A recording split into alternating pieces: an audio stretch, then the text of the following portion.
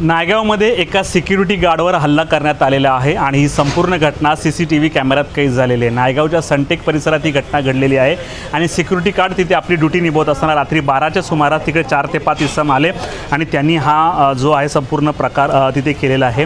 ही संपूर्ण घटना CCTV कॅमेऱ्यात कैद झाल्यानंतर पोलिसांनी गुन्हा दाखल करण्याची प्रक्रिया सुरू झालेली आहे। सनटेक मॅक्सवर बिल्डिंगमध्ये ही सिक्युरिटी गार्डवर मारहाण करण्यात आलेली आहे आणि या प्रकरणी चौघांविरोधात गुन्हा दाखल करण्यात आला आहे। 22 एप्रिल 2026 रात्री 12 वाजण्याच्या सुमारास ही घटना घडली।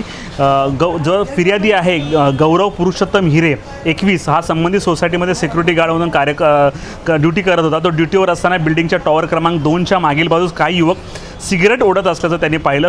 ज्या वॉचमनने त्यांना सांगितलं की इथे धूम्रपान करू नका, सिगरेट पिऊ नका, त्यावेळी हे सर्व तरुण संतापले। तू कोण आहे आम्हाला सांगणार अशी धमकी देत त्याला शिवीगाळ केली। त्यानंतर दीपक चौक, मनमोहन प्रसाद, मनमोहन याचे वडील आणि ध्रुव या चौघांनी मिळून या फिर्यादीला हाताने मारहाण केली।